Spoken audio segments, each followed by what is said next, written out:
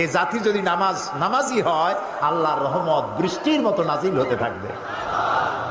আল্লাহ রাব্বুল আলামিন বলেন, ওয়ালাউ আন্না হালাল কুরা আমানু ওয়াত্তাকাউ লাফাতাহনা আলাইহিম বারাকাতিম মিনাস সামাই ওয়াল আরদ। দেশের লোকেরা, জনপদের লোকেরা যদি আমার উপর ঈমান আনে আর আমাকে ভয় করার নীতি অবলম্বন করে চলে, দুইটা কাজ। কয়টা কাজ? কে বলতেছে? আমার উপর যদি ঈমান আনে আর আমাকে ভয় করার নীতি অবলম্বন করে যদি চলে, তাহলে ওই জমিনের মানুষের জন্য আমি আল্লাহ আকাশ আর জমিনের বরকতের সব দরজা খুলে দেব। এই জন্য দাওয়াত দিতে হবে। এর দ্বারা দাওয়াতের ট্রেনিং দেওয়া হচ্ছে। আমরা উম্মতে দাওয়াত, আমাদেরকে ট্রেনিং দেওয়া হচ্ছে। মানুষের কাছে যখন ইসলামে দাওয়াত দিবা, ভালোবাসা দিয়া, মহব্বত দিয়া, ধমকাইয়া, রাগ করিয়া পারবা না।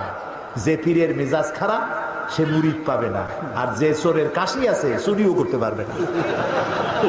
সারা রাত কষ্ট করিয়া গোছায় গাছায়া যেই ঘরের দরজার মধ্যে ঢুকবে অমনি দিল কাশি। পিটান খাওয়া ছাড়া উপায় নেই। আর পীরের মেজাজ খারাপ, মুরিদ একটাও কাছে যাবে না। সুতরাং মানুষকে দাওয়াত দিতে হলে কোরআন থেকে। কোরআন হচ্ছে আমাদের জীবনের গাইড বুক। আলহামদুলিল্লাহ বলে।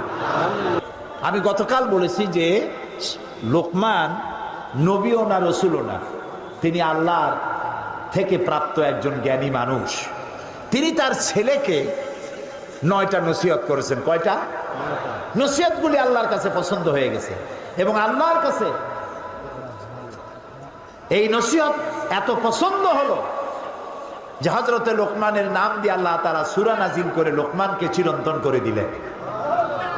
ছেলেকে প্রথম যে নসিহত করেছিলেন, সে নসিহত প্রথমটা ছিল লা তুশরিক বিল্লাহ ইন্না শিরকা লা যুলমুন আযীম। শিরক করবে না, আল্লাহর সাথে শরীক করবে না কোনো অবস্থাতে। 2 নম্বর নসিহত হলো ইয়া বুনাইয়া আকিমিস সালাত ওয়া'মুর বিল মা'রুফি ওয়ানহা আনিল মুনকার ওয়াসবির